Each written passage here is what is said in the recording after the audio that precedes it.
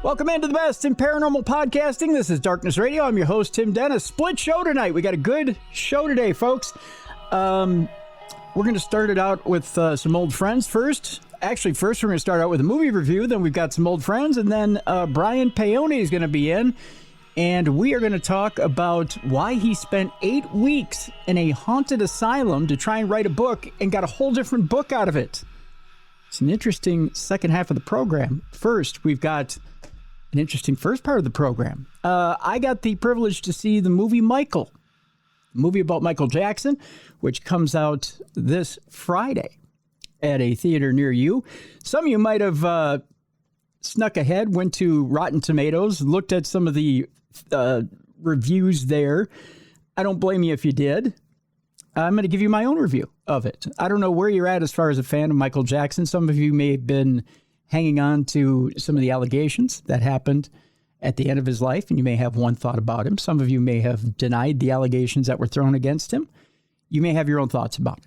I'll tell you this much about the movie that was directed by Antoine Fuqua, who's an excellent director, and he's done an excellent job with this movie, I believe. This movie goes from essentially the beginning of the Jackson 5. We're in that area where in Gary, Indiana, around 1966, where Joe is getting the group together. And Joe Jackson, played by Coleman Domingo, who's an excellent actor. You may know him from Fear the Walking Dead or many other projects that he's done. And it's the formation of the Jackson 5 all the way to the period of Michael right at the beginning of Bad, or, you know, that touring of Bad at London's Wembley Stadium in 1988. And it pretty much stops right at the Jackson Victory Tour.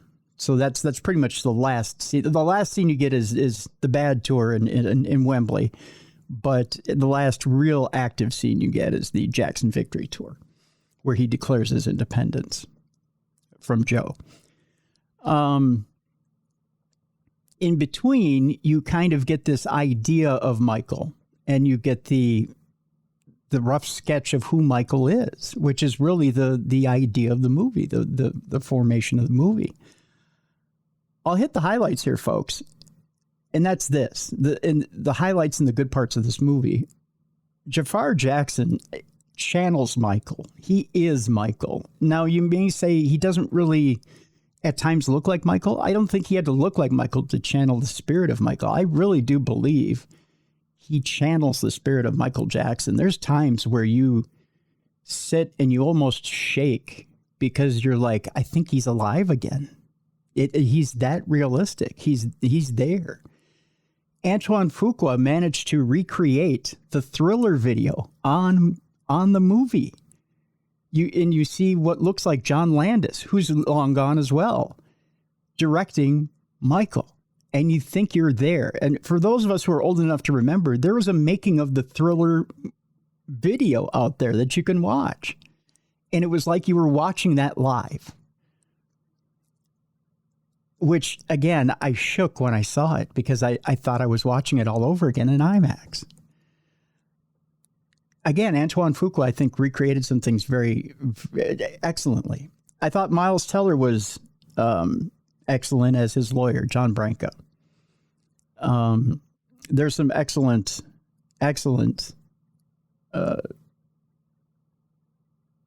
performances. The young Michael Jackson in this movie, I believe it's Giuliano Valdi, is amazing as well. So there's some excellent performances in this movie. It's not the performances that lack in this movie. It's the storyline that lacks a little bit. Sure, there's some historical inaccuracies, and sure, the story may make it seem like we're lifting Michael up to sainthood a little bit. But you have to realize that this is the estate that's putting out their version of Michael. But it is a good reset, and it does remind you that of who Michael Jackson is and what he set out to do with his life before the accident that changed him into something else. And that something else, let's face it, folks, was a drug addict who ended up dying because of it. And that's the truth. And they tackle that truth in this movie, which I was Glad to see. As far as my rating, I thought Antoine Fuqua did a wonderful job directing this movie and putting this movie together. I thought the performances were excellent. I thought the storyline lacked a little bit, but I give it 3 out of 5. I enjoyed the movie, and I think really, if you're gonna go see it, I would pay full price for it, but definitely go see it at a matinee. So there you go. Michael opens in theaters this Friday, April 24th. Go see it. I really do think you'll be impressed by the performances, and if I'm wrong, I'm wrong, but let me know if I am. So there you go. At this point, I want to bring in a couple of old friends of ours who I absolutely enjoy having on every time they come on, and I absolutely love working with them, and I believe in their cause. They have a special event coming up this weekend. As a matter of fact, it's an anniversary event from Pawtographs for Pooches. Let's bring them in right now. Tim and Lauren Maile. Hi, kids. How are you? We are great. Doing great. Thanks for having us. Great. Now, okay, so you've got the anniversary event coming up this weekend, right, in Michigan? Yep. Houghton Lake, Michigan, April 24th and 25th. Pawtographs Parafest 7. And what is or would have been Murray's 20th birthday. So special weekend, special reason. The Pawtographs events are special anyway. But this one it means just a little bit more. Now, I've got the list here of people that are going to be there. It's an all-star list. You got Dustin Perry, you've got Aaron Sagers there, you've got Todd Arnold, Scott Tepperman, Daniel Clays, Shane Pittman, Josh Purvis. My gosh, you've got everybody. Yeah, Scotty Rorick, Deb DeRoos, you've got Christy London, Mary Bassett, Tim Ellis. Tim Ellis is hosting the thing, right? He is. Yeah. My gosh. I mean, people are going to be falling in love all over the place. Babies are going to be made everywhere. He's got golden pipes.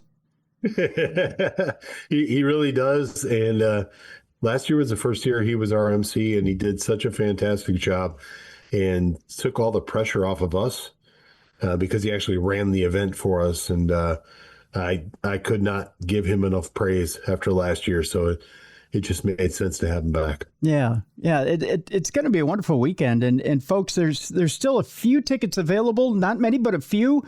So if you want to get in on it, by gosh, you should. I think you should enjoy Murray's birthday out there this weekend. And it's going to be a wonderful weekend out in Michigan. By gosh, you can't get a better weekend, right? Exactly. Yeah. So, I mean, get out there and enjoy. I mean, why not, right? I mean, man, Murray's birthday, why not? I mean, it's going to be wonderful. Tell me a little bit about the investigation you guys are you doing an investigation out there in Michigan? No investigation with this event. There's actually a little party afterwards, a celebration, and then we're doing karaoke. For folks that want to hang around and help us celebrate. And it should be a weekend where we surpass $150,000 total raised. Nice. So a lot of reasons to be really happy and very proud of what we're doing. And the proceeds go to, sorry, I got new trifocals here, kids. Is it the Roscommon County Animal Shelter? That is what it is, yes. Okay, all right. So let's get out there and let's support them, because we know Murray would want us to do whatever we can for those animals there. And let's do what we can for them. Can people send in donations separately if they want, if they can't make it for the weekend? They can. They can go to pawtographsforpooches.com. There's a donate tab on the homepage. If you're more comfortable with Venmo, you can just send it to me directly at FCPT Tim. Everything that is sent to us and donated will go to Roscommon County Animal Shelter this weekend. Perfect.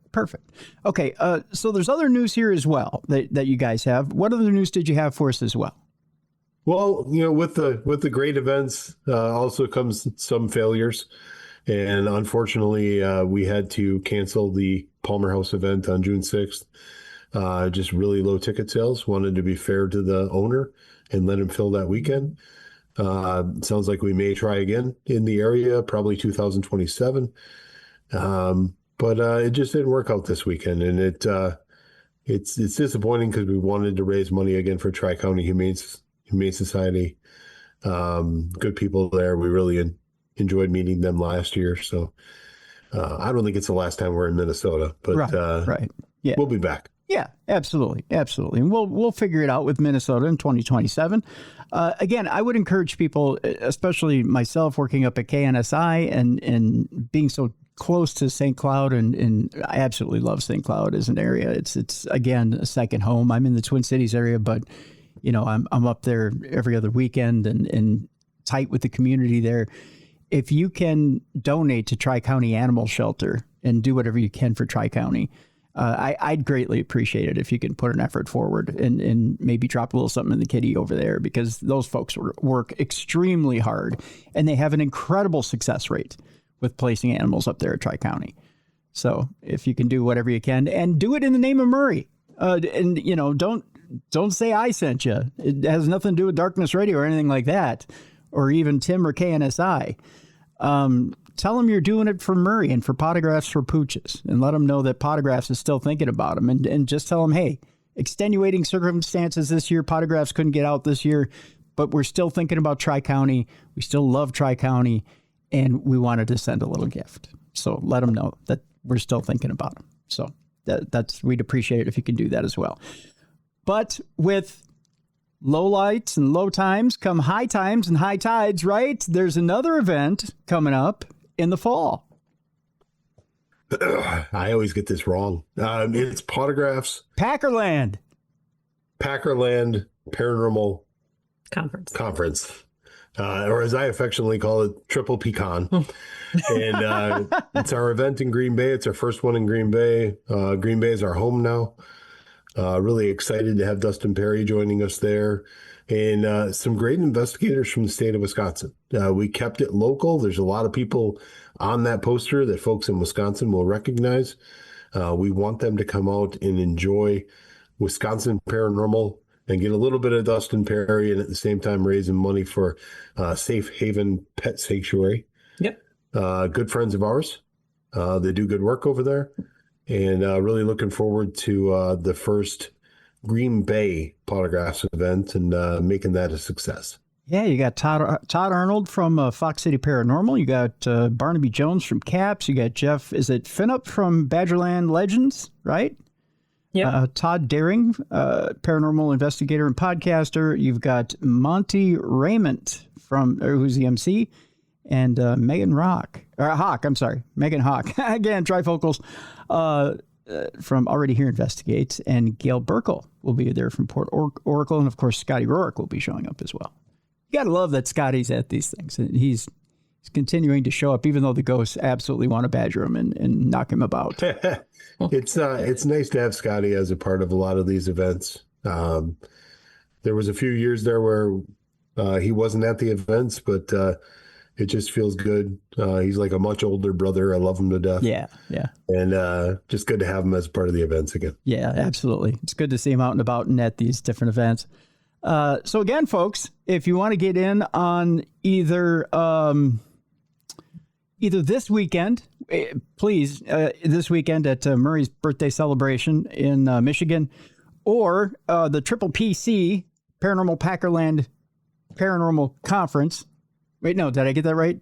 Did I? No, I didn't. Did I? No. It's okay. I don't get it right. I screwed that up. Let me read it. Pawtographs Packerland Paranormal Conference. Triple P. I had to read it off the screen. The Pawtographs Packerland Paranormal Conference. I'm going to see, Lauren. I'm going to keep memorizing this till I get it right. Pawtographs Packerland Paranormal Conference. Pawtographsforpooches.com will have a link in our events section. We'll put up the banner for the September event, so you can click on that.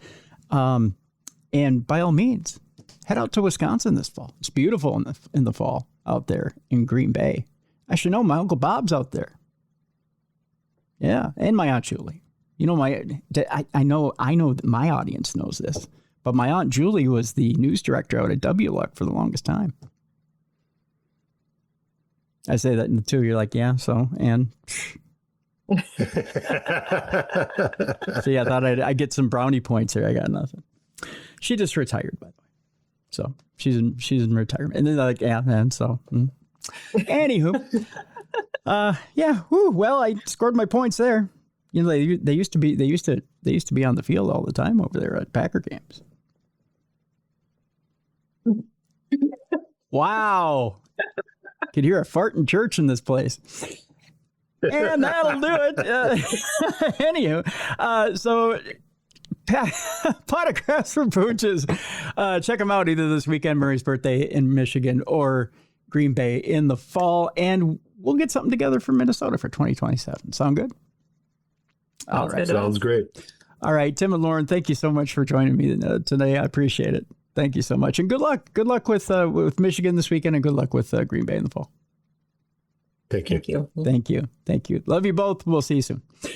Folks, we're going to take our break. When we come back, Brian Paone is with us, and he'll tell us why he spent 8 weeks at Missouri State Penitentiary to write a fictional book, yet got a totally different book out of the entire experience. It's coming up next right here on the best in paranormal podcasting. This is Darkness Radio.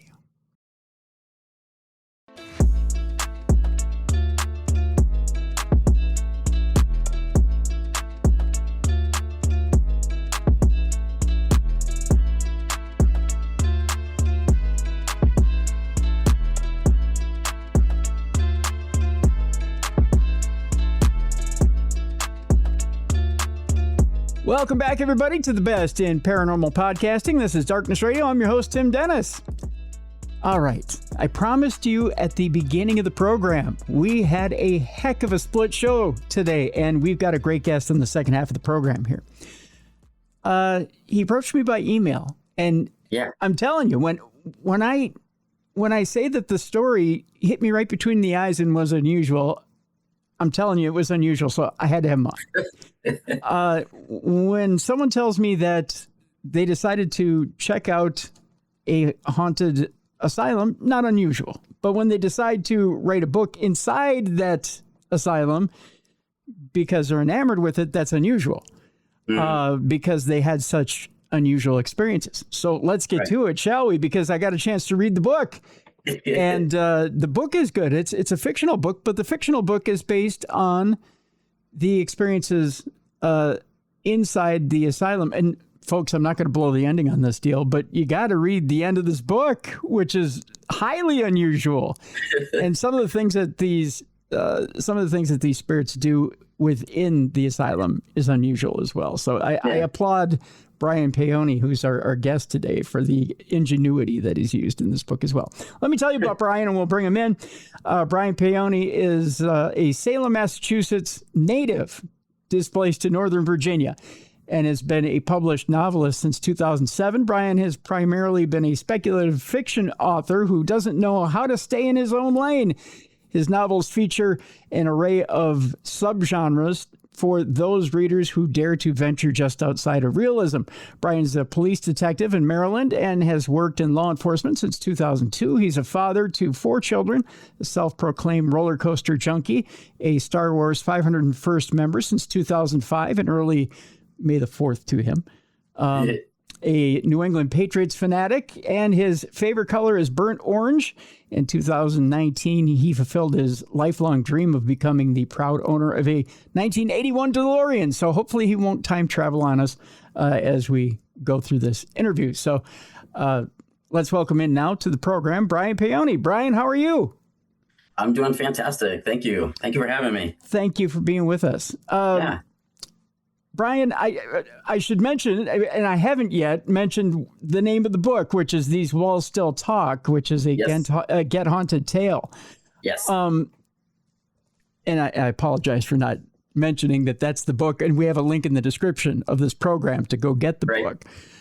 Now, I want to get the story straight here for people as to how this happened. Now, you were in town for work, in Missouri for work training, correct? Work training, yeah. So interesting. I had been in law enforcement for since 2002, and I had been a patrolman my whole career.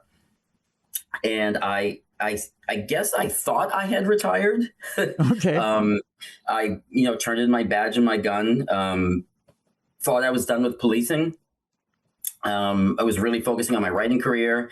I had handful of books published at the time. Oprah Winfrey gave me a shout out in her book club for one of my books. Another one of my books was nominated for a Hugo Award. And I just thought, okay, the writing career is taking off. Certain things happened in my life, like in my bio. I was born and raised in Salem, Massachusetts. That's where I'm from. And I wound up in the DC area. And I realized I had to go back to work. There was just some things were going on, and I was like, I need to go back to work. And I applied for a job to be a detective. I'd never been a detective in my life. I had spent almost 2 decades, almost 20 years being a patrolman. But I was like, I'll take a stab at this. Yeah. And I got the job. And the part of me went like, holy crap. Like I'm not gonna lie, I was terrified. I was like, I've never been we're talking about, I'm a detective, where like, I wear regular clothes, like you see in the movies, like I walk on the crime scenes and I'm doing the whole thing. And I never envisioned myself doing that. But in order to be a detective for the department that I got hired for, there is an 18-week training course. Oh, wow. It's 18 weeks long. And the only place they teach it is in Missouri. It's the only place that certifies us. So already you've been thrown into hell. Congratulations. So already I'm going to Missouri, and and I'm going purely for training, right? And but at this point, I've been an author now at this point for 14 years, 15 years. So the author thing is moving, right? And I have an editor who's been with me since book 1, my publishing company. And I had already given my editor the outline to my next novel when I went out to Missouri. It was going to be a neo-noir dark fantasy novel, kind of like Dark City meets Silence of the Lambs meets The Crow meets, I don't know, whatever, right? And so I went out there with this thought, this is going to be my next book. And the problem was we started to do things every weekend in the area, the people that I was there with, because I was also there with other detectives from all over the country, not just people from my department. Like because it's the only training center for detectives, we had people from Alaska, people from California, people from Maine, people from Texas, right? So it's, it was a group, there's 67 of us, I believe, in the class.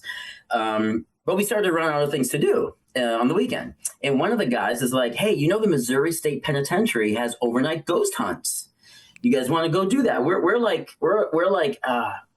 I don't know, 8 weeks deep at this point. Yeah. And I'm like, hell yeah, I want to do that. I'm like, I've actually never done an overnight ghost hunt. I'm born and raised in Salem, Massachusetts. You'd think I would have, right? Right. The other caveat that a lot of people don't know, unless you know me, is that not only am I from Salem, Massachusetts, but I grew up in a funeral home.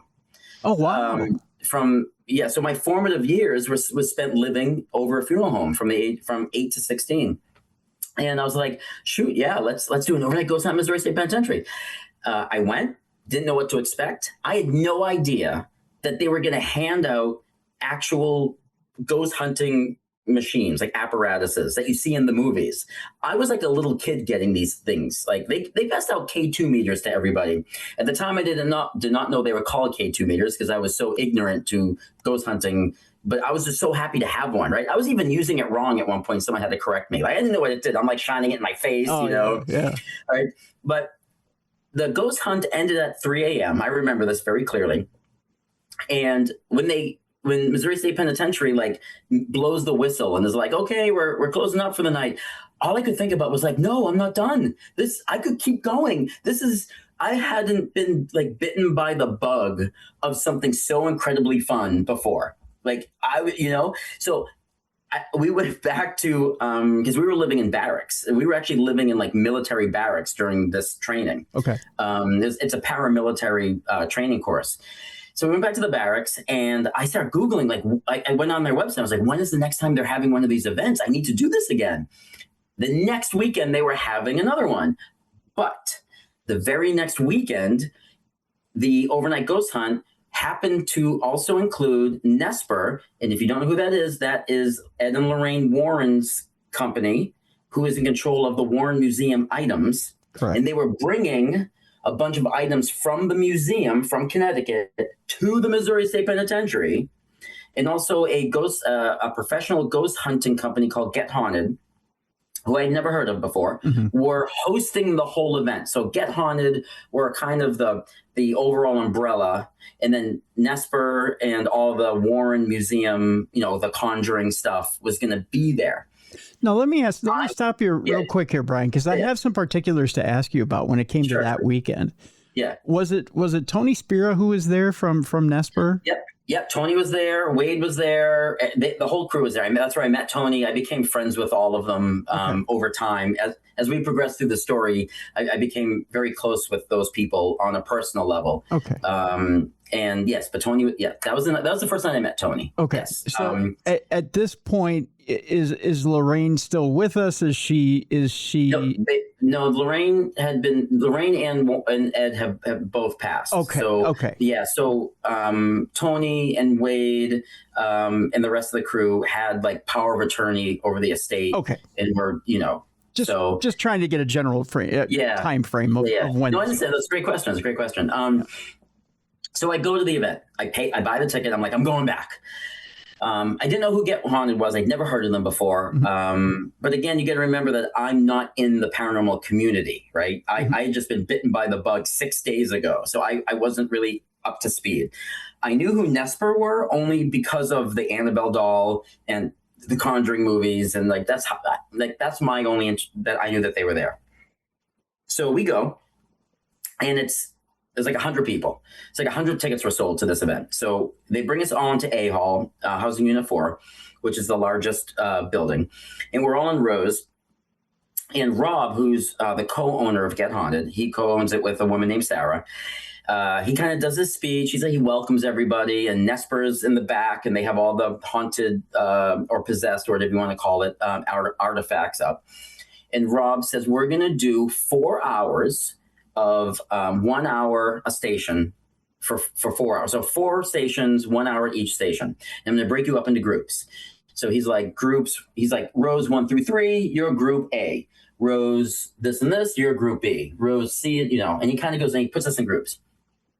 By happenstance, the guys that I'm with get assigned to a group with a woman named Hannah and her friend Lizzie, who are there, and when I say this is serendipitous and the universe lined stuff up for me with this, me and Hannah talk about this a lot. Like the craziness of that one decision of where she sat or where I sat changed my writing career. Like it's very, very bizarre, and you'll see what I mean.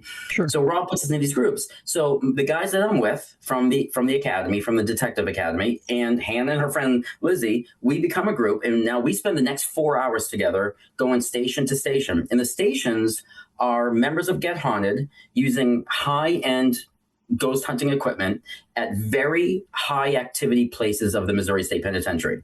So we did the dungeon, we did death row, we did the gas chamber. We're doing EVP sessions. We're doing SDs. These are all things I'd never heard of. These are all things that I didn't know. Right. Every time they asked for a volunteer, I raised my hand. I was like the idiot who was like, "Who wants to do SDs?" I was like, "I do." Who wants to EVP? I was like, "I do." Because I was like a kid in a candy store. Somewhere throughout the night, I said to myself, "There's a book here," but I didn't know what it was yet. Okay. Right? All I had was there's a book here. I don't know why, and I don't know what specifically, but there's a story. Mm-hmm. So the next morning, I emailed my editor, and I was like, I know we greenlighted the dark fantasy novel. I get something else. And I presented it, and it was like, that sounds awesome. Build something. So I knew that I wanted my book, whatever it was going to turn into, I knew I wanted it to take place at the Missouri State Penitentiary, because that was where I fell in love with this ghost hunting stuff. I felt like a kinship to the property. Yeah. You know what I mean? I felt like it spoke to me in some weird way. So I reached out to them just to make sure I wasn't going to get a cease and desist order, that I wasn't going to get sued, that it was okay that I was going to put this ghost hunt gone wrong horror novel inside the Missouri State Penitentiary. I didn't want any legal backlash on, a year later. Right. So I got in touch. So the woman who's in charge of the Missouri State Penitentiary, her name is Sheila. Me and her started talking. And remember I said my training was 18 weeks. Mm-hmm. So we did 10 weeks, and then I got to go home for 2 weeks on a break, and then I had to go back and do the last 8. Sheila said, when you come back for those 8 weeks, how about you write the book here on the weekends? Wow. For the 8 weekends you're here. So I was like, I'm sorry. I was like, do what now? She's like, yeah. She's like, wouldn't it be cool if you wrote the whole book inside Missouri State Penitentiary, one of America's most haunted prisons? Like, I'll let you do that. I will. She's like, we will sit down. We'll have a set of rules that you can and can't do. We're going to have very strict, stipulations. And I was like, oh my God. I was like, I'm going to be able to write this book inside. All I was doing is reaching out and asking for permission to not be sued. And now they're offering the property. Like, they're handing the keys over to the property.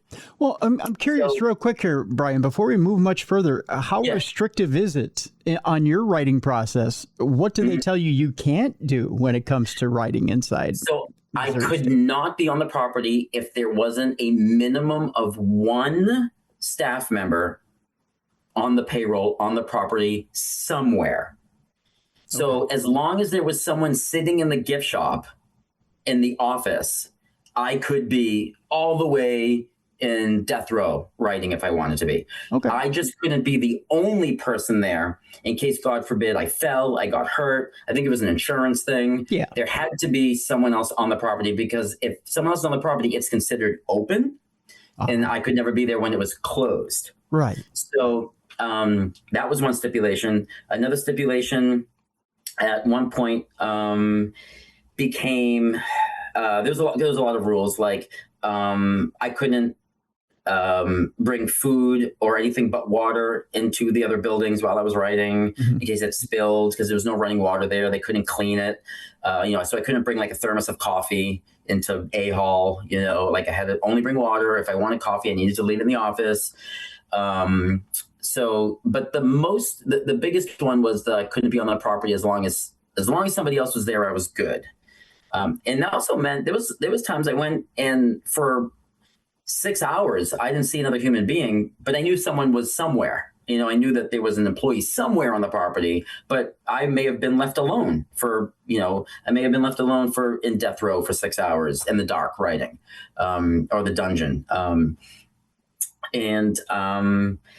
Another rule was, like, I had to kind of keep it under wraps while I was there, because Sheila didn't want a whole bunch of people calling and being like, hey, there's an author who got the permission to be there for 8 weekends to write. Can I be next? So she was kind of cut down on that. So that became a rule. Like, I only started advertising it like after I left, like, because now she could be like, no, he's not here anymore, and we're not doing it anymore, and stuff like that. Right.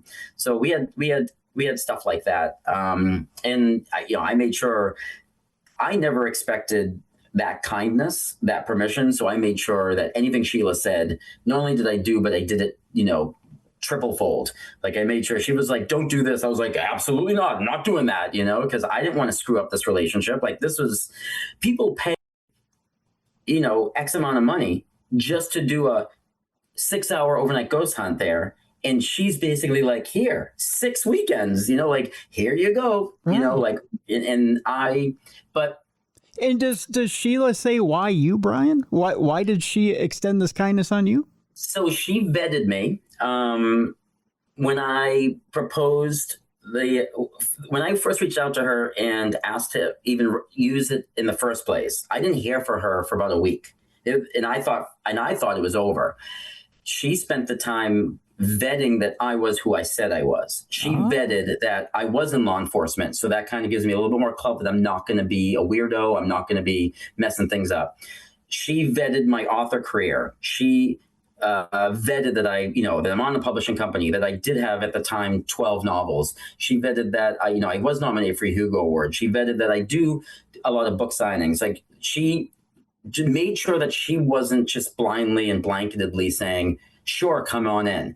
Right. It was like, no, we need to vet him. We need to make sure he's good. He's a dad. He's a this. He's all these things. Check out that this guy isn't going to show up and start, because I was a stranger, and I get that. Like, I cold contacted them, and but they did their due diligence to make sure that I wasn't anybody that they would have to worry about, be fearful for, that their safety, that I was some guy just wandering around the property, because that they were letting me into their world. Right.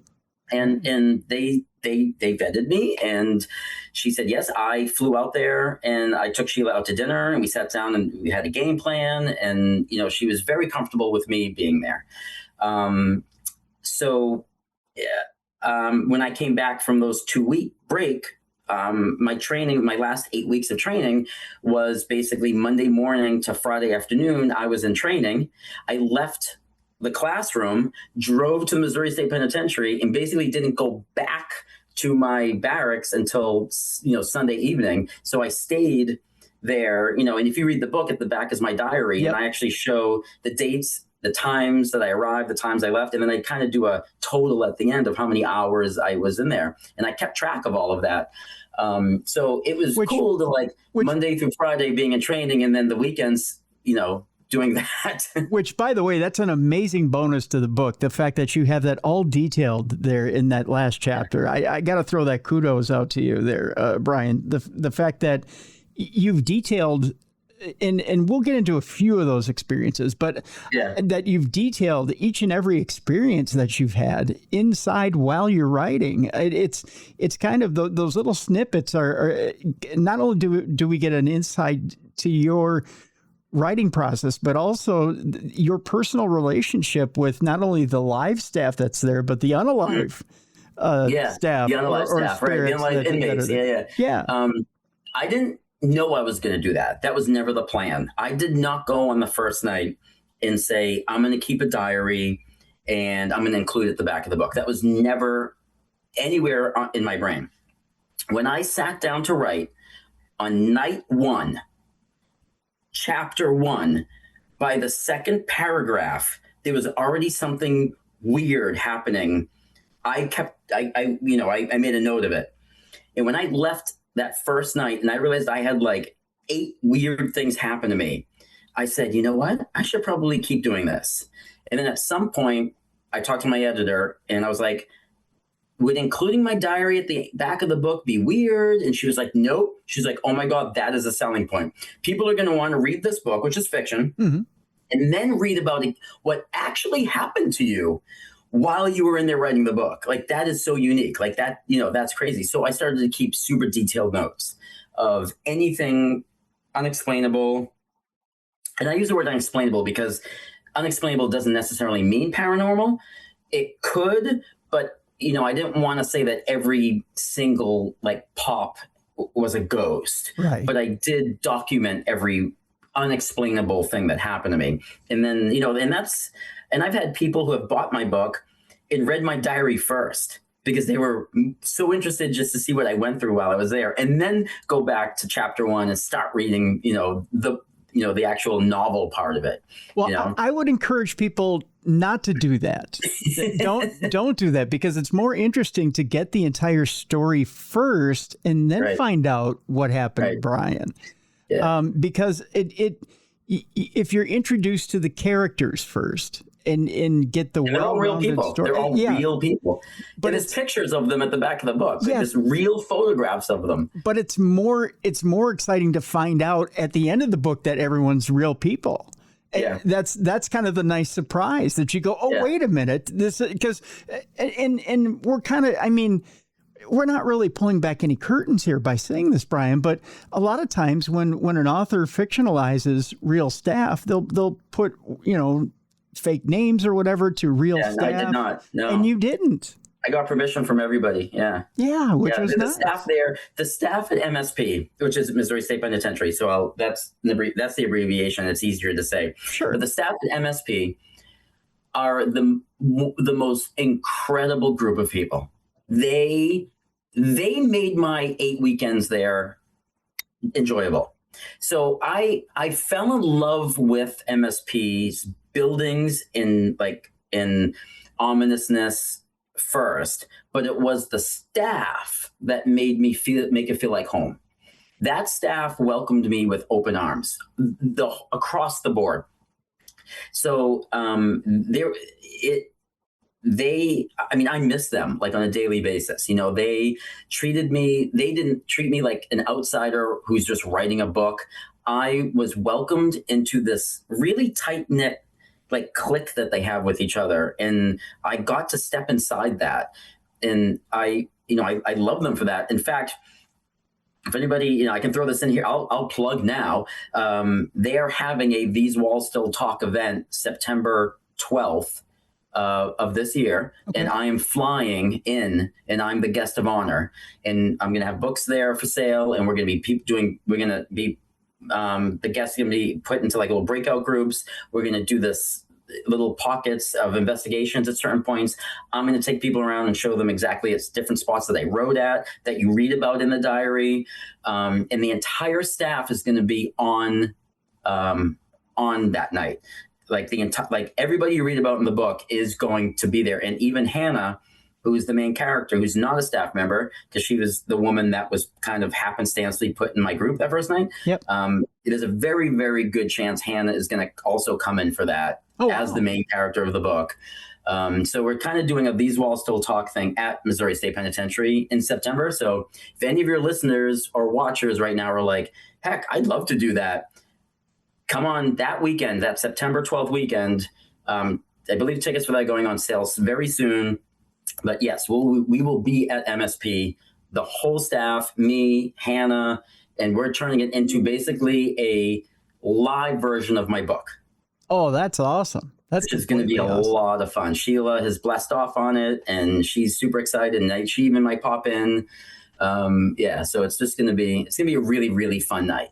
Let's do this, Brian. Speaking of really good people that I like to mention and you like to mention, let me do this real quick. When I'll take a small break here to talk about Jelly Bean and Julia's. When we come back, I want to get into one of the plot points in the book, which is very, very interesting that you center it around something that you shouldn't do while you're investigating. All right. And then we'll come back. We'll talk about that. The book is These Walls Still Talk, like Brian said. And again, remind me again when we get closer, when that event goes on sale, because I want to tell our listeners about it, especially during Supernatural News, so they can get tickets to that event. I know there's a lot of people here in the Midwest. We're in Minnesota here, but a lot of people in this Midwest area that'll want to travel and go to that event and want to participate in that event. That sounds amazing because, folks, when we tell you what the plot point, the main plot point or focus is here, I think you're going to want to go to this event. All right, so speaking of good people that you're going to want to hang with, Jelly Bean and Julia's over in Coon Rapids on Coon Rapids Boulevard. The specials for the week, and they're good ones at that, for the rest of the week here, Thursday. Well, actually this Thursday, today. Happy hour, $3 off tacos, nachos, quesadillas. Boneless wing baskets are half off, or I'm sorry, boneless wings baskets, $3 off. I'm sorry. Half off the domestic taps and bottles, single pour well drinks as well. Tomorrow, folks, this is what we're all looking forward to and we're all waiting for, the smoked prime rib dinner. That's right. Oh, I'm telling you, Corey has had that as we speak right now, as we're sitting and listening to this podcast. He's got that smoked prime rib in the walk-in smoker there, over there at Jelly Bean and Julia's. He's got it ready. He's got it smoking. He's getting it ready for you. It's available starting at 4:30 on Friday. You've got the tequila berry salad, the sweet and tangy dressing with the croutons and the bacon bits and everything. It's that tequila berry salad you remember from Tequila Berry's restaurant when they did the all-you-can-eat prime rib. This is not all you can eat, by the way, but it's either a 14 or a 16-ounce cut. You've got the Boston baked potato that comes with it. You get the Texas toast, everything with it. It's an amazing dinner. They serve it from 4:30 until it's gone. You better get there early because it will be gone. That's on Friday. Of course, breakfast on Sundays only. They've got an amazing breakfast over there. Just imagine having waffles, chicken and waffles on Sunday. That's all I'll say right there. JellyBeanandJulia's.com. There's a link in the description of this program. Check them out. It is the place. It's going to be your place too, as Corey and Coley treat you like family. All right, let's get back to what we're into today, which is with Brian Paone. And the name of the book, These Walls Still Talk. Now, I tease this, that there's a plot point about something you shouldn't do when you're investigating that centers around this. And Hannah, the main character, has done something, Brian, that we really shouldn't do in an investigation. What's that? Yeah. So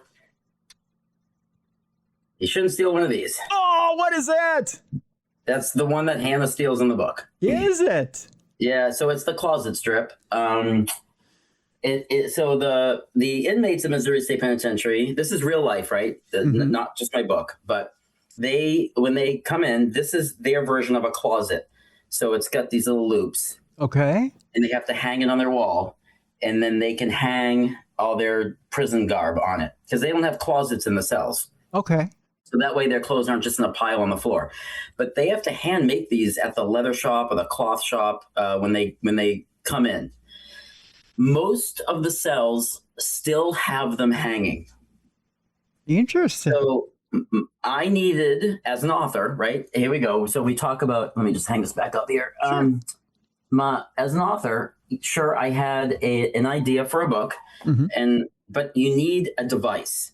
You need the thing that sets everything into motion. And I didn't have it. And I laid awake at night. I thought about it in the shower. I thought about it on my commute. I was like, I don't have the thing that's going to set all this in motion. And without the thing, you have no way to get through your story. And then it came to me.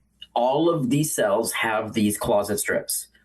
What if Hannah, on her 21st birthday, her friends took her out drinking and then to a overnight ghost hunt at Missouri State Penitentiary.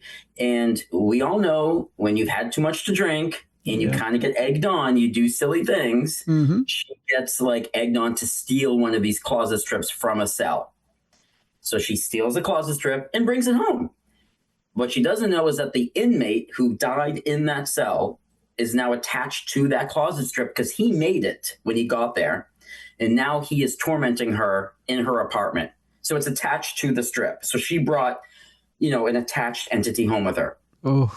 So, yes, the plot line of the book is that Hannah decides enough is enough, and she needs to go back and sign up for another overnight ghost hunt with the closet strip to return it to get rid of the spirit that's been, tormenting her.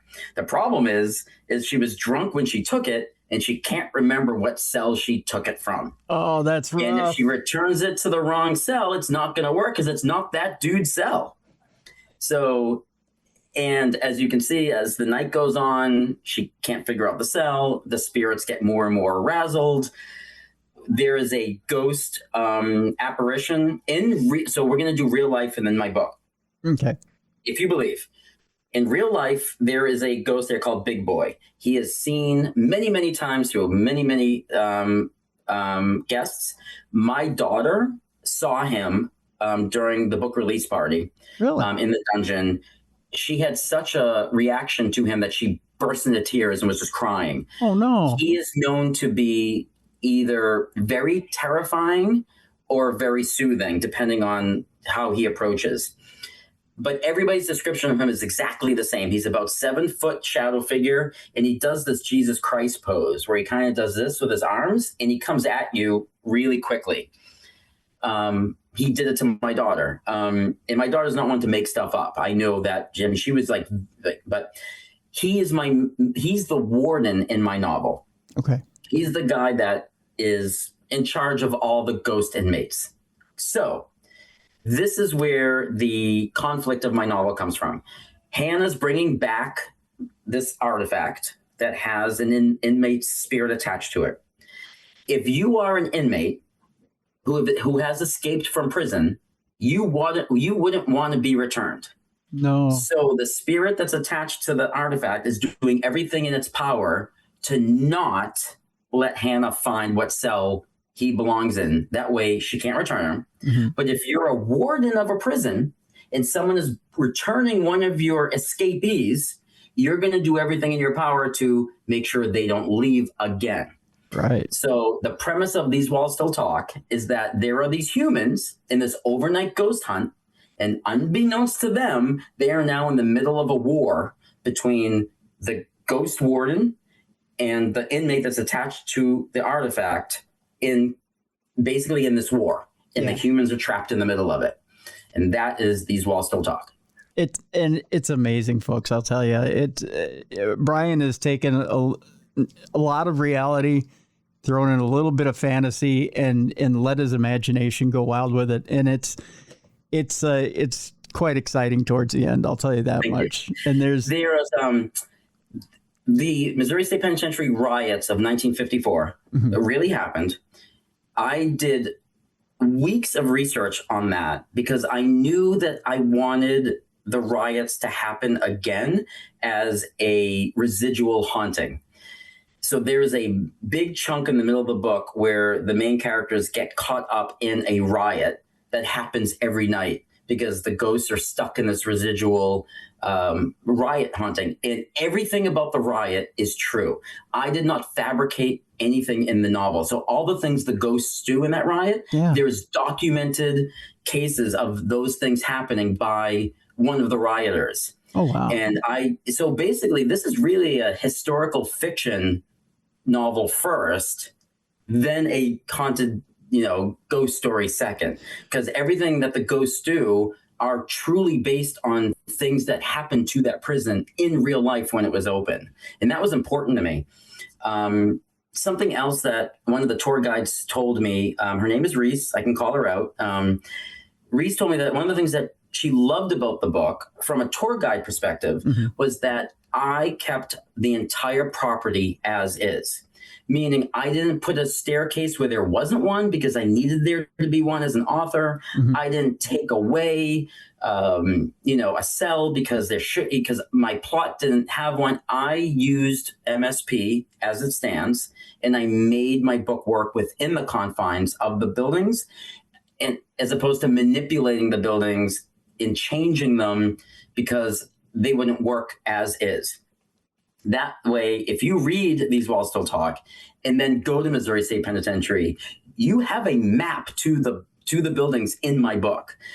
Nothing changed. The staircase, when Hannah is running through A Hall to get upstairs because she sees the ghost, you can follow her steps, step by step by step. I didn't put anything where it shouldn't be. I didn't move a staircase over here. I didn't move a window over here. It is literally MSP. The other thing that I did... If I can, Brian, real quick, I did want to kind of tip my cap to you about the authenticity of this and mention you've even got a map at the beginning of the book to let everybody know where things are. Yeah, you can flip back and it's numbered. So when they're running, if the characters are running from, Housing Unit 4 to Death Row, in your brain, if you want to know where that is, yes, you're correct. So I put it kind of like a Lord of the Rings map of Middle Earth. Yeah. It's just a much, but it's a map of the property. And I took it from Google Earth, actually. Okay. That is a Google Earth screenshot. And then we numbered the buildings. So as a reader, you can keep going back to the first page and being like, oh shit, they had to run from here to there. Yeah. That I didn't realize that it was that. Okay. I know where they are now. I get but it also sets the image in your mind, so you have an idea, and so when you're visualizing the characters in your mind, you can visualize the buildings that they're going to at the same time, which is important, right? Yeah. So you've got the movie in your mind, so to speak. So now you can almost visualize the inside as well because you're very descriptive with everything on the inside as well. Yep. The other thing that I did was, I wanted the book to take place over the course of 7 hours. Okay. I wrote the book to take 7 hours to read. I wanted the reader to read it in real time. We never jump scenes.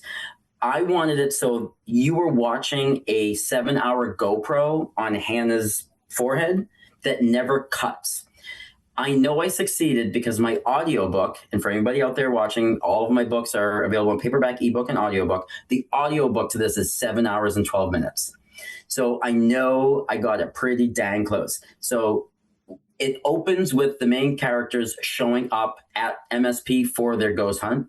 And they go through 7 hours of action, and the book should take you about 7 hours to read. There is no cutscenes. There is no, 2 hours later, we follow them with a GoPro that never stops recording. And the book should be, it's almost like a found footage movie where we don't stop watching the footage of Hannah's forehead. So we never, ever break scene. And that was hard for me because I had to keep going back and pacing it and going, did I speed up too much here? Am I slowing down too much here? Did this conversation take too long? This conversation should be 5 minutes in real life, but would it take someone 20 minutes to read? And I would have to I kept manipulating the action because I really wanted the book to feel like you were in it with them you were stuck there with them for 7 hours. Which is tough because you have conflicts in here. You've got, you've got people moving locations between locations. And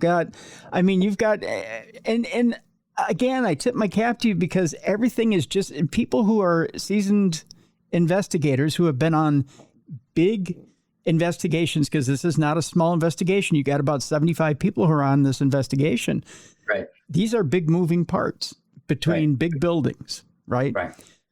So to think that that's that big of an operation in 7 hours, and there's a lot of moving parts here, you've managed to masterfully put it on a page. And not only that, but also balance it with an audiobook.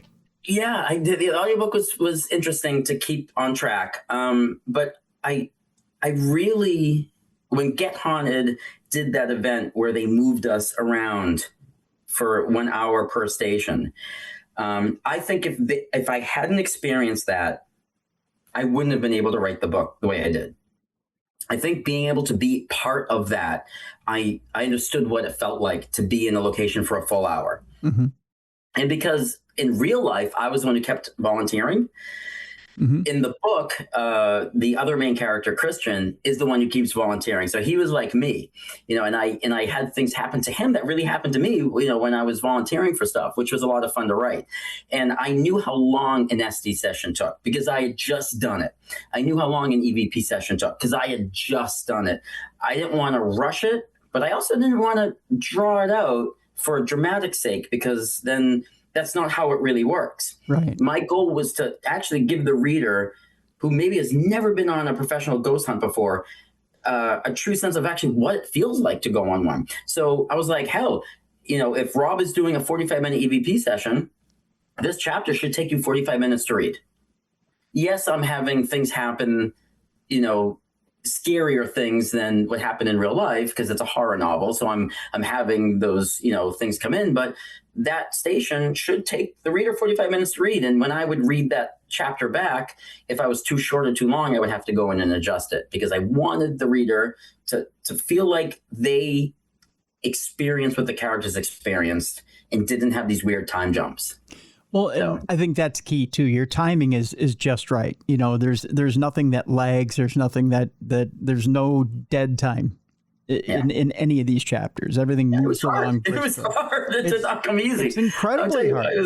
I agonized over it. Because let's face it, there's a lot of dead time, and I'm not talking about a particular dead time in investigating. In an investigation, there's a lot of downtime. That's what. So I filled that dead time, you've read the book. I filled the dead time with some other conflicts, with some of the other guests, kind of getting into little fights with each other. So I filled the dead time with other subplots. That way the timing was still consistent with the guests being there for 7 hours. Yeah. Yeah. It's all very, man, it's just, incredibly intriguing. And again, like I said, I'm not spoiling anything about the end of the book, but man, it leaves you, your jaw is wide open at the end. Like, what? It's the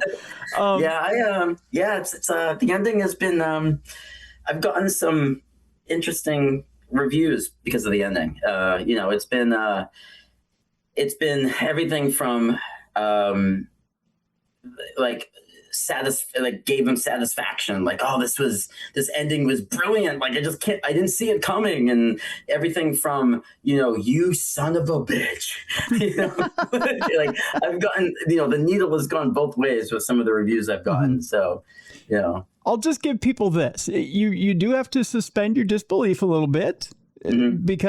because Brian is so authentic with everything. I think as a investigator, if you go and read this book, you'll be like, damn, this is really good, because it is so true to life, and it is so on that you feel like you're actually sitting there in an investigation. So you're like, oh yeah, this is good. This is an investigator that wrote this. This is great.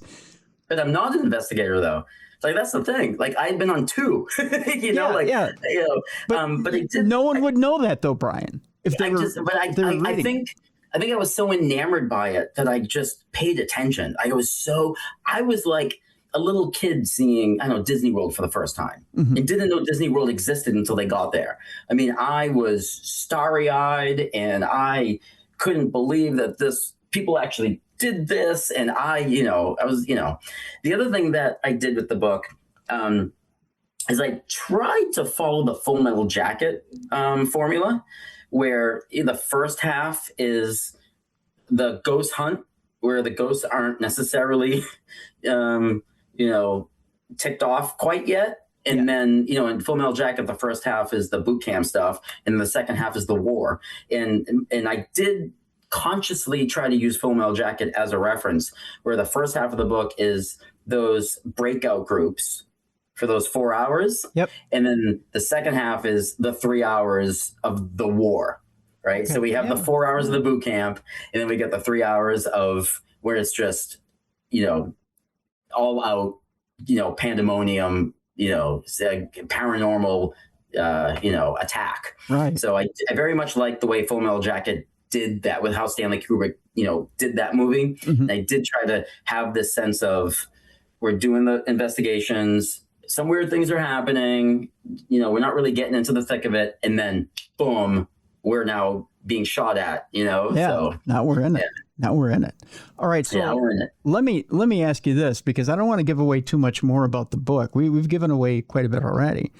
But let me shift your focus here a little bit. Is there a book in you, now that you've done this type of investigation, this type of paranormal investigation?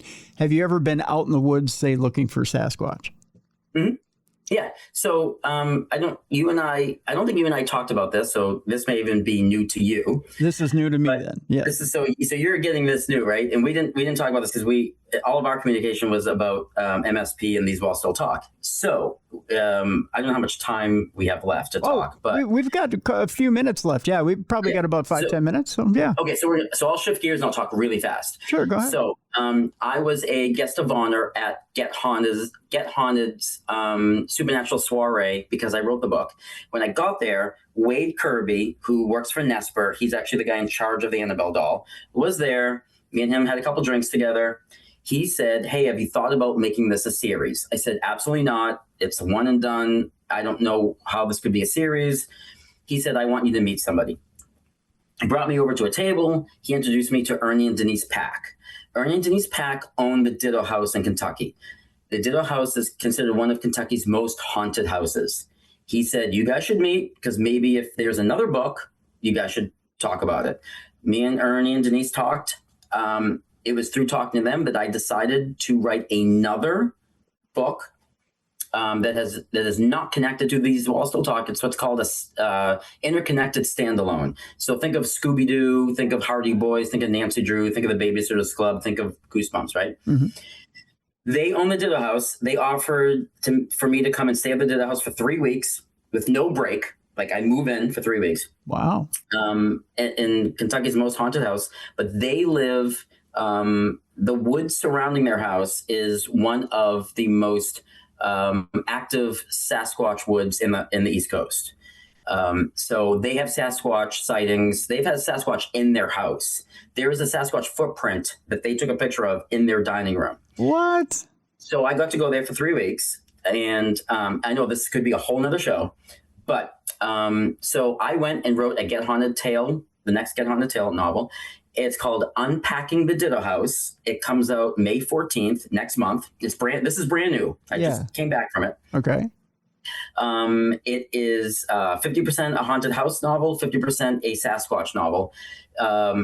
I had never seen Sasquatch. I had never gone squatching before. I had never done any of this. Greg Youst, his nickname is Squatch Man, came down 3 different times while I was there writing and took me into the woods squatching. I saw my first Sasquatch while I was there writing. So this next book that's coming out next month, Unpacking the Ditto House, is about Ernie and Denise buying the Ditto House and moving in. And one of the ghosts in the house, Silas Rodman, who's real, he's a real ghost in real life. He was a traveling salesman, and in 1903, he was accused of cheating in a card game inside the Ditto House when it used to be a brothel. And he was stabbed in the side, and he died in a room that they call the murder room. And that is where they let me stay for 3 weeks. So I slept inside the murder room for 3 weeks. Oh, wow. To write this book. So every word of this novel was written inside the Ditto House or out in the woods. So Squatch Man, Greg Youst, came down 3 times and took me squatching, and I have had face-to-face experiences with Sasquatch, which I never in my million years thought I would. I kept a diary of everything that happened to me there as well, both Sasquatch and paranormal. That diary is also at the back of the book. Hannah from These Walls Still Talk drove down and stayed with me for a weekend at the Ditto House. So it was really cool to have somebody from the first book now at the location that I was writing the second book, and she was squatching. She came face to face with the Squatch out in the woods. She had a bunch of ghosts interact with her. I saw my very first full body apparition in the Ditto House. In the ladies' room, we went face to face. I screamed, she screamed. It was like E.T. meeting Elliot in the movie E.T., where we both screamed in the cornfield and we went running away. The Ditto House was terrifying. Like giggling children with throwing rocks down the stairs. It was way scarier than MSP if you do the totality of it. So to answer that question, that is yes. And the book release party for that is coming up May 14th and 15th. It's a 2-night book release party next month.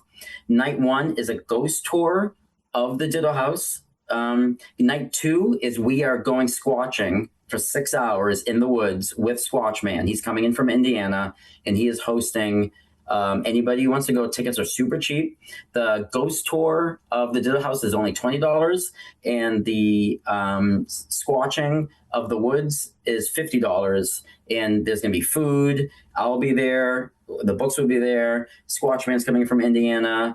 Ernie and Denise Pack, who own the Ditto House, will be there. And Get Haunted is coming in from Pennsylvania also. Wow. So we have sold a ton of tickets already, and there's only limited availability left.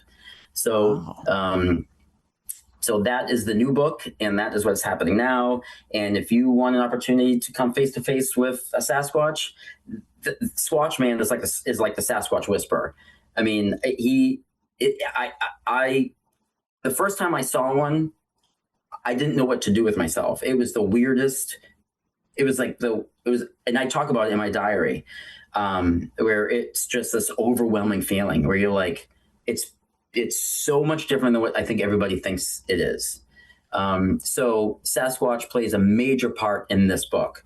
So it's a haunted house, yet a Bigfoot novel all at the same time, because the book, again, like These Walls Still Talk, is about Missouri State Penitentiary, right? Yep. This book is exactly the same, where I do not change a single banister, doorknob, light fixture in the Ditto House, and I don't change a single tree or anything in the woods around their place. And I just put Sasquatch in the woods, and I put the ghosts inside the house, and I let them go, and I let them run wild. So that is next month. Pre-orders for that. Pre-orders for my book, Unpacking the Ditto House, are live right now on my website, Amazon, everywhere. But if anybody is close to Kentucky, so I should say this is all Kentucky. This is West Point, Kentucky. If anybody wants to come squatching with me and Squatch Man and Get Haunted and Hannah, because she's coming down, and people from the first book, that is May 15th. It's a Saturday night. And if anybody is interested in the Ditto House, one of Kentucky's most haunted houses, we're doing that is Friday. And tickets are cheap at $20 for the Ditto House, $50 for the Sasquatch, for squatching. We're going to have a campfire. It's going to be wild out there. I'm hoping we get some good stuff. So, and again, so for that book, not only is the diary at the end, but like These Walls Still Talk, there's also a bunch of photos of me out there writing in all the locations and the people who are in the book. and stuff like that. So we will put up a link as well to the. I'll get your website link. We'll put that up, and we'll put up a link as well to unpacking the Ditto House. Ditto House, yeah. I'm looking at it right now. Over at it's Amazon. Crazy. I've probably never been so scared in my life as I was in that house writing that book. And we talk about MSP and stuff like that. MSP is different because, so I don't want to take anything away from Missouri State Penitentiary, because it is, if you're a paranormal investigator, it is amazing. There are shadow figures everywhere. We have the creeper. We've got, it is active. Things are happening around you, but it's wide open. So if you're standing there and you see a shadow figure all the way down there, you have the ability to like turn and run if you're really scared. At the Ditto House, it's this old Kentucky little tiny house. So when I saw that full body apparition for the first time in my life, I didn't know where to run to. There's nowhere to go. Like it's all these little rooms, right? Yeah. And it's like this little staircase, and you feel claustrophobic, and I think that adds to the sense of holy crap. The thing of the Ditto House is if you see a ghost in this room and you're scared and you turn to run into that room, there could be something in there too. Yeah. Like you don't know what's in the next room because the rooms are so claustrophobically small. But at MSP, if you see something that scares you and you turn to run, you have like kind of this wide open space in front of you. Yeah. Right? Like a football field. Right. Right? So MSP is like a football field, and the Ditto House is kind of like a funhouse mirror room at a carnival where you don't know what's around. And that was scary for me to write there. Well, not only that, Brian, but you mentioned one key thing here about the Ditto House that absolutely is frightening. The fact that you say, well, there's a Squatch print in the house, which, they have pictures of. The picture of the Squatch print in their dining room is so defined. It couldn't be anything else. And they believe, so Arnie and Denise Pack, who own the Ditto House, believe that Sasquatch are interdimensional supernatural creatures. Okay. So they don't need to walk, to open a door to come in. They can come and go as they please, just like spirits. Right. But they leave remnants behind just like spirits do. And this is their belief. And it's also the belief of what I realized when I got into a lot of people in the community. So that print kind of backs up that theory. The print was not made by Ben. I'm going to tell you right now, I spent 3 weeks with Ernie and Denise. I spent, every moment of 3 weeks with them, and then multiple hours and hours and hours over the phone. They are not people to plant something to make themselves sound bigger or to advertise their house. Wow. In fact, if anything, they are the type of people who don't like the spotlight.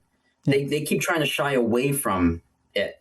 They're the type of people that like, I'm going to show you something. Please don't share it. We just don't want this getting out. They're like very introverted, humble people. They did not make that print, but that print is so concrete. It's the same prints that are out in the woods, but in the middle of their they house. See the Squatches in, right? That I have seen the Squatches in. It's the same print. It's anyway. So do it that way you want. Believe it or not, I know, so unpacking the house. But I guess to finish the thought here, Brian, is that you're walking into a house and you're staying in a house. Yeah. Where there's been a print of a Sasquatch there. And, you like you just pointed out. Trust me, I wrote that entire book like this. Yeah. We always think, in our heads, if we just turn the lock on that door, we're safe, right? Nope. You've got the sanctity of home. At least I can lock my door there. And nothing can get it. No, the Ditto House does. My motto with the Ditto House after being there for 3 weeks to write the book was the Ditto House does not care if it's 2 a.m. or 3 a.m. What is active in that house could care less about time. Sunshine, birds chirping, brightness, 2 p.m. There could be a ghost walk right through the parlor. Like it does not care. It does not care. That's what made that house. That's what makes that house so terrifying. Was I would be there writing at like noon. It was noon. It was noon on the button, and like something went by behind me, and then there was rocks falling down the staircase, and I'm just like, it's noon. This should be happening at nighttime. But no, you're getting giggling children at 10 a.m. You know, I mean, it's not one of those things like, well, like it's the sun is set and it's dark out, so the ghosts are going to come out to play. Hell no. The Ditto House, they're playing all day long. And that's what makes that place so terrifying. It's something. It is something. And I guess just for a quick follow-up here, is it near water? Is it built on ley lines? Yeah. So the Ditto House's backyard, their property actually goes into the Ohio River. Okay. And their property, they were telling me, they own the ground below the Ohio River. If it ever dried up, like their property line goes beyond. So the Ohio River, which the Lewis and Clark expedition started in their backyard. There's like a post with a sign. Really? Lewis and Clark started in the Ditto House's backyard. That's what like one of their claims to fame is. So if you're a history buff, even if you could care less about ghosts, you should come to the book release party on that Friday, and because it's a ghost tour, but also a history tour. The amount of things that happened in that area. The Ditto House was a Civil War hospital. It was a post office. It was a train station ticket agency. It was a brothel. That's where Silas Rodman got killed when he was, caught cheating at cards. It was a bed and breakfast. It was an inn. It was a restaurant that also wasn't an inn and breakfast. God, there's so many things it was over the years. It just kept changing. The battle for Atlanta of the Civil War was planned in the Ditto House. Wow. So General Sherman and his high-ranking officers sat in the Ditto House's parlor and came up with the Battle of Atlanta that won a lot of the Civil War for us. For in the Ditto House, they have the documentation that General Sherman sat in the parlor of the Ditto House and came up with the Battle of Atlanta. Like, we're talking history steep. So forget ghosts. Like, even if you're like, ghost hogwash, like the Ditto House has such an important history to America. But yet it's like the Bermuda Triangle between Sasquatches and spirits and stuff. So when I learned all that, I immediately was like, okay, I guess I'm writing a second book. But I didn't want it to be a sequel to these. I didn't want these Walls Still Talk Part 2. Right. So the only thing that makes it connected is that me as the author went and stayed in this haunted location, and I came up with a completely different plot around Ernie and Denise moving into this house, and Squatch Man. Squatch Man's real. He's going to be there at my book release party. Yep. He's in the book. But I did have Get Haunted, who's the paranormal company from the first book. I did have Get Haunted come in to help Ernie and Denise try to figure out what's going on in their house, and that's how I connected them. Okay. So I use like Scooby-Doo, right? Right. And you brought the Scooby-Doo characters investigating a new mystery. Right. So Get Haunted is the only thing that ties these two books together. And you brought Hannah in too. Well, Hannah's not in the book. Hannah she's not in the book. Okay. No, she just came down to stay with me. Okay. Yeah, Hannah's not in the book at all. Okay. The real Hannah in real life drove down from Iowa and hung out with me for a weekend. Oh, okay. It's just kind of cool to have her there. Okay. While I was writing the second book, and she was the main character of the first book, and she had some things happen to her there that she will tell you that was things that's never happened to her anywhere else. She stayed in the ladies' room, and she was getting ready for bed one night, and she had somebody like hands like this peeking around the door frame looking at her. Oh. And then when she looked, they went like this, and you saw the hands and everything retract. Yeah, the Ditto House is concrete apparitions. We were hearing a woman and a male arguing upstairs. I ran upstairs. And when sometimes in places that have a lot of paranormal activity, when you get closer, it disappears. Yeah. Or it sounds like it keeps moving around. Yeah. This didn't happen. I was in the room. I couldn't see anybody, but there was a male and a female arguing with each other in the room that I was in. And I'm like, I can't see them, but I can hear them. Yeah. It was like a male and female, like bickering. It was that the Ditto House is crazy. That's crazy, nuts. crazy. That's nuts. Yes. Yeah. So anyway, it'll be open at the book release party. Come on down. It's gonna be good. Well, we got to get you back on then, Brian, to talk more about that book and talk more about the activity there. I mean, we've already talked quite a bit about Ditto House, but it sounds like there's more to be hashed out about it. I'll send you a copy of it, like I did, Walls. Yeah, please. So, let's figure out a time to get you back on. But in the meantime, we have a link to Brian's website. Go check that out. Get one of the few remaining tickets that's there for that event over the mid-May weekend. It's 14th and 15th, you said?